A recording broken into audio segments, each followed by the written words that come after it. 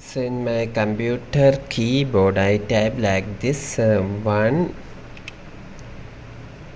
F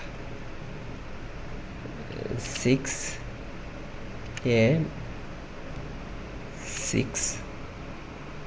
Okay, I type like this in Microsoft Word. So after opening Microsoft Word I type like this 1 F6 A6, and after that I am going to my keyboard where you can see this is the Alt key and this is the S key. So I am going to press these two keys at the same time. One of my finger is in this Alt key, at the same time I press this key also, and you can see that a vertical traffic light. You can see a traffic light with red, yellow, green, a vertical traffic light symbol we have created in MS Word using this keyboard shortcut method. So hope you and enjoy this video. For more videos you can subscribe. Thank you.